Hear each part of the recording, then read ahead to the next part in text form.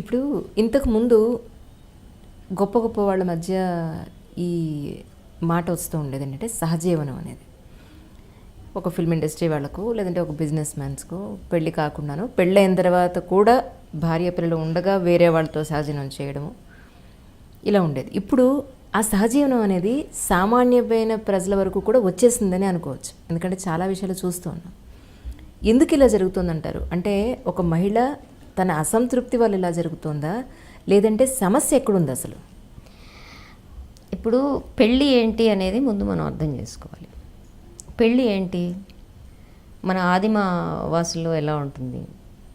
వాళ్ళకి ముహూర్తాలు, తాళిగడ్డలు ఇవన్నీ ఉన్నాయా? లేవు. వాళ్ళు చాలా సందర్భంగా వీళ్ళిద్దరూ జంట, ఒక చిన్న విందు ఇస్తారు, వాళ్ళిద్దరికి వేరే గుడిసేస్తారు, అయిపోతుంది. అంటే అది ఒక సామాజిక ప్రకటన. వీళ్ళిద్దరూ ఒక జంటగా కలిసి బతుకుతున్నారు. ఈ సామాజిక ప్రకటన ఎందుకు అవసరమైంది మానవ సమాజంలో అంటే పిల్లలు వస్తారు. పిల్లలు వాళ్ళకి సంబంధించిన వాళ్ళు మాత్రమే, వ్యక్తిగత విషయం కాదు, అది సమాజానికి సంబంధించిన విషయం. ఈ సమాజానికి సంబంధించిన విషయాల్లో కేవలం నీ మనుషులకు సంబంధించిన సంబంధాలే ఉండవు. నువ్వు తయారు చేసే వస్తువులు, నువ్వు సాగు చేసే వ్యవసాయం, వీటికి సంబంధించిన సంబంధాలు కూడా ఉంటాయి.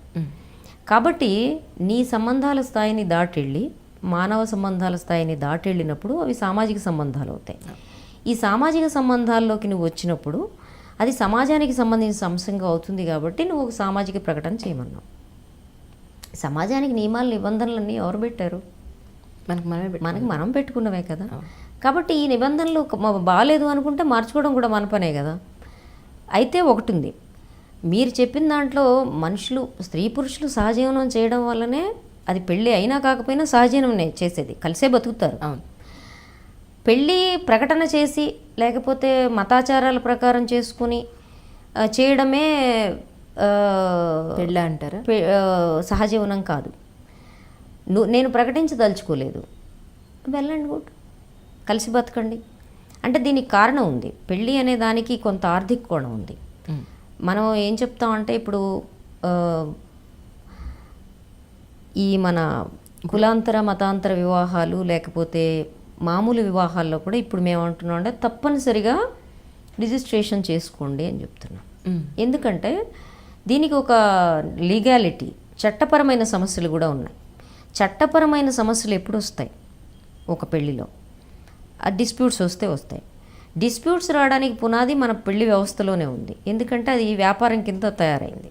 నువ్వెంత ఇస్తావు, నీ వల్ల నేను ఇంత కట్నం ఇస్తాను, జీవితాంతం పోషించేవాడిని ఒకడిని నేను పొందుతాను, ఇది మన పెళ్ళి వాళ్ళు, అంతే కదా. పిల్లవాడు ఎంత సంపాదిస్తున్నాడో వీళ్ళు చూస్తారు, పిల్ల ఎంత ఇస్తుంది, ఎంత తెస్తుంది వాళ్ళు చూస్తారు. కాబట్టి ఇదేంటి, వాళ్ళిద్దరికీ ఆకర్షణ ఉందా, ప్రేమ ఉందా, వ్యామోహం ఉందా ఒకళ్ళ పట్ల? ఇవి పట్టదు కదా మనకి. పైగా ఒకళ్ళ పట్ల ఒకళ్ళకి ఆకర్షణ వ్యామోహం ఉంది అంటే మన వాళ్ళు గొల్లును గోలెత్తిపోతారు, అలా ఉండడానికి వీలు లేదని చెప్పి. అరే, సంసారం చేయాల్సిన ఆడది మగాడి మధ్య ఆకర్షణను వ్యామోహం లేకపోతే తట్టుకోలేనంత వ్యామోహం ఉండాలి అసలు న్యాయానికి. నేను ఈ అమ్మాయి లేకపోతే నేను బతకలేను, వీళ్ళు లేకపోతే నేను బతకలేను అని వాళ్ళిద్దరు అనుకునేంత వ్యామోహం ఉండాలి ఒకళ్ళ పట్ల ఒకళ్ళకి. అసలు అది పలకడమే పాపం కింద మన వాళ్ళు భావిస్తే ఇంకేం చేయాలి చెప్పండి. కాబట్టి స్త్రీ పురుషులకి ఒకళ్ళ మధ్య ఒకళ్ళకి వ్యామోహం ఉండటం, నువ్వు నన్ను పోషించగలవా, నువ్వు గ్యారంటీ లెటర్ నువ్వు రాసిస్తావా, నేను రాసిస్తానా అనే వ్యాపార బంధం కంటే మంచిదని నేను అనుకుంటాను. కానీ ఎప్పుడైతే పెళ్ళి అనే మత కుల రిజిస్ట్రేషన్ వ్యవహారంలో ఎప్పుడైతే ఈ ఒప్పందం ఉంటుందో, నిన్ను నన్ను పోషించుకునే ఒప్పందం ఏదైతే ఉంటుందో, ఇది ఆర్థిక ఒప్పందం. ఈ ఆర్థిక ఒప్పందం విచ్ఛిన్నం అయినప్పుడు, తప్పనిసరిగా విచ్ఛిన్నం అవుతుంది అనుకున్నప్పుడు, లేకపోతే అది కొనసాగుతున్నప్పుడు దానికి లీగాలిటీ అవసరం, చట్టబద్ధత అవసరం. ఆర్థిక సంబంధం లేనప్పుడు దానికి చట్టబద్ధత కంపల్సరీ కాదు.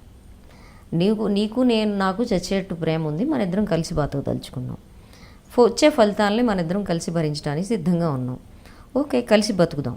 మరి ఒకవేళ మనం కలిసి బతకడం సాధ్యం కాకపోతే, దీంట్లో నీకు సంబంధించి నువ్వు నన్ను పోషించడం లేకపోతే నేను నీ జీవితానికి గ్యారంటీగా ఉండటం అనే అంశాలు ఉన్నాయా లేవా? లేవు. నా జీవితానికి నేనే బాధ్యురాలని, నీ జీవితానికి నువ్వే బాధ్యుడివి అనే అవగాహన ఉందనుకోండి, అప్పుడు ఎందుకని జనం గోలెత్తిపోవాలో నాకు అర్థం కావట్లేదు. వాళ్ళకి అవగాహన ఉంది, చేసుకుంటున్నారు, కలిసి బతుకుతున్నారు, వెళ్ళండి, గుడ్. అట్లాంటప్పుడు వాళ్ళ సహజీవనంలో ఆర్థిక సమస్యలు ఏమీ లేనప్పుడు చట్టబద్ధత అవసరం లేదు. ఇప్పుడు నా జీవితంలో నేను చట్టబద్ధత నా అవసరం అని నేను అనుకోలేదు. మరి దీన్ని ఏమంటారు? ఇది నువ్వు మతం ప్రకారం చేసుకోలేదు కాబట్టి, మంత్రాలు చదవలేదు కాబట్టి, నువ్వేమి వేసుకోవు కాబట్టి దీన్ని ఏమంటారు? సహజీవనం అంటారు. మీరు ఏమన్నా అనుకోండి. మీరు పెళ్ళికి వ్యతిరేకం అని అనుకోవచ్చా? నేను పెళ్ళికి వ్యతిరేకం కాదు, కానీ ఈ కంపల్సరీ పెళ్ళిళ్ళు ఏవైతే వ్యాపారంగా జరుగుతున్నాయో అవి సమాజానికి మంచివి కాదని అనుకుంటాను. దానివల్లే ఇన్ని సమస్యలు వస్తున్నాయి కుటుంబాల్లో అనుకుంటున్నాను. ఇష్టం లేని, అంటే ఇష్టపడని, ఇష్టం ఉందో లేదో కూడా తెలియని పరిస్థితుల్లో పెళ్ళిళ్ళు చేసుకోవడం వల్లే లక్ష సమస్యలు వస్తాయి. మీరు ఇష్టపడే చేసుకున్నారా? మీ వారు కూడా మీ పార్టీ మీరు ఎక్కడైతే పనిచేస్తున్నారు? పూర్తిగా ఇష్టపడి చేసుకున్నాం కాబట్టి మాకు సంబంధించిన మొత్తం వ్యవహారాలు క్లియర్ కట్గా ఉన్నాయి. పూర్తి స్వేచ్ఛా స్వతంత్రాలతో పూర్తిగా బుర్ర ఉపయోగించి చేసుకున్నాం, ఇష్టపడి చేసుకున్నాం. కాబట్టి కష్టమైన నష్టమైన కలిసి భరిస్తున్నాం. As simple. దీంట్లో కంపల్షన్స్ ఏం లేవు. ఎంత కంపల్షన్లోనే ఉండేవారు అని చెప్పారు. అవునండి. తను సోషల్ వర్క్ చేసినా తను కూడా నాటకాల మనిషి. తను ప్రజానాట్య మండలిలో చేశాడు, పార్టీలో చేశారు. ఇద్దరం ఒకే సమయంలో బయటకు వచ్చాం. తర్వాత ఇప్పుడు ఈ రోజుల్లో మనం చూసినట్టయితే పేపర్లో చూసిన, టీవీ ఛానల్స్లో చూసిన ఇల్లీగల్ రిలేషన్ అనేది చాలా ఎక్కువ కనపడుతుంది. ఇల్లీగల్ కాదు, extra marital. Yes. So whatever, ఇప్పుడు మీ ఎక్స్ట్రా మ్యారిటల్ అని ఎందుకు అంటున్నానంటే, ఎక్స్ట్రా మ్యారిటల్ అయిన ప్రతిదీ ఇల్లీగల్ కాదు. అంటే ఒక ఇష్టపడిన స్త్రీ పురుషులు ఇద్దరు కలిసి బతకడంలో చట్ట వ్యతిరేకత ఏమీ లేదు. ఒక అతనితో మ్యారేజ్ వేరే అతనితో చేయడం ఇల్లీగల్ కాదు. ఒక ఇష్టపడిన స్త్రీ పురుషులు వాళ్ళు శారీరక సంబంధం పెట్టుకోవడం చట్ట వ్యతిరేకం కాదు. అది చట్ట వ్యతిరేకం ఎప్పుడవుతుంది అంటే వాళ్ళిద్దరూ డబ్బు ట్రాన్సాక్షన్స్ జరిగితే అది చట్ట వ్యతిరేకం అవుతుంది.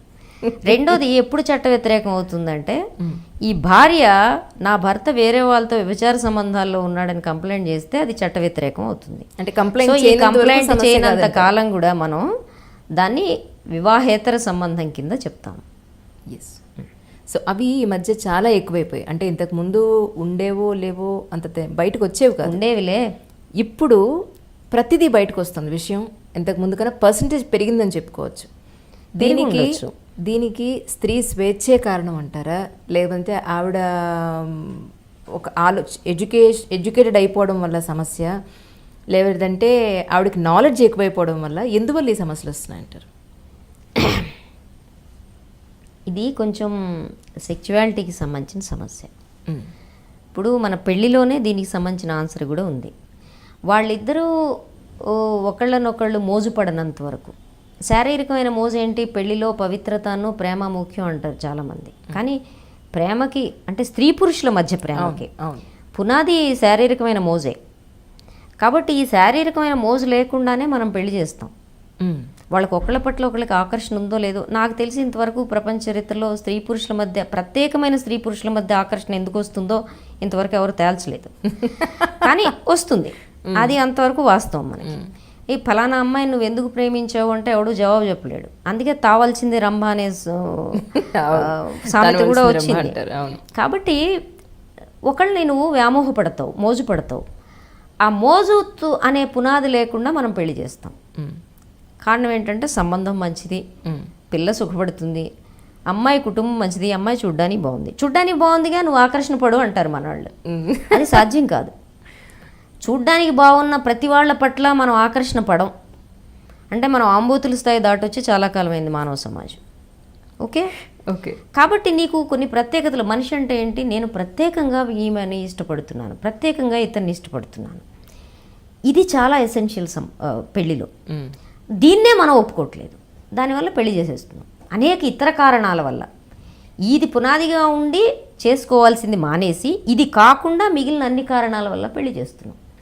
పెళ్ళై నాకేమవుతుంది అంటే దీనివల్లే విడాకులు, అసలు వేరే వాళ్ళ పట్ల ఆకర్షణ ఏర్పడుతుంది, వ్యామోహం ఏర్పడుతుంది. అప్పుడేం చేయాలి అంటే నేను వివాహేతర సంబంధాలను సమర్థిస్తున్నాను కాదు, నీ పెళ్లి చేయడంలోనే వివాహేతర సంబంధాల పునాది ఉంది అని చెప్తున్నా. అయితే ఇప్పటి వరకు ఎందుకు ఇంత వెలుగులోకి రాలేదు, ఇన్ని ఎక్కువగా ఎందుకు రాలేదని మీరు అడుగుతున్నారు. దానికి కారణం ఏంటంటే ఇప్పటి వరకు చచ్చేట్టు భయం ఉండింది ఆడవాళ్ళకి, మగవాళ్ళకి. ఇప్పుడు అసలు భయపడలేదు. ఏ భయం అది? నువ్వు గ్రామీణ వాతావరణంలో ఉన్నప్పుడు అందరూ చెప్పుకుంటారు, కుటుంబం పరుగు పోతుంది, ఇలాంటివన్నీ ఉన్నాయి. ఇప్పుడు లేవు. రెండోది ఏంటంటే, ఈ పెళ్ళి నాకు ఇలా చేసి నా జీవితాంతం ఇచ్చనే బతకాలా, నా కర్మ ఇంతేనా, ఈ కర్మ ఇలానే ఎందుకు ఉండాలి, నేను కొంచెం ఎలా అయితే ఏమవుతుంది అనే కట్టుబాట్ల సడలింపు ఎప్పుడైతే మనిషి మనసులో ప్రవేశించిందో తప్పనిసరిగా నువ్వు ఒక్కసారి చూద్దాంలే, ఏం తప్పేంటి, నేను మాత్రం సుఖపడకూడదా, ఇలాంటి ఆలోచనలు. దానికి తోడు అన్నిటికంటే ఎక్కువగా 2 అంశాలు వచ్చినాయి. ఒకటి, మగవాడు తాను మగవాణ్ణి అని నిరూపించుకోవాలంటే గతంలో ఎక్కడ వెళ్ళాలో అక్కడ వెళ్ళేవాడు, అవేవో నడుపుతూ ఉన్నాడు, మగాడు అన్నాక తిరగపోతాడా అనే సామెత ఉంది. ఇప్పుడు ఏంటంటే, నేను తిరగడం ఒక భాగం. అంటే మీరు దాన్ని సమర్థిస్తారా? ఏంటది? ఆడవాళ్ళు తిరగడం వల్ల చెడతారు, మగవాళ్ళు తిరగకపోవడం వల్ల చెడతారు అనేది మీరు తిరగకపోవడం వల్ల ఇద్దరు చెడతారని నేను అనుకుంటున్నాను. లోకజ్ఞానం లేకుండా పోతుంది బొత్తిగా. సో తిరగడం అంటే ఏంటి, ఎవరితో తిరగడం అనే ప్రశ్న కదా మనం మాట్లాడుతుంది, ఆ తిరగడం కాదు.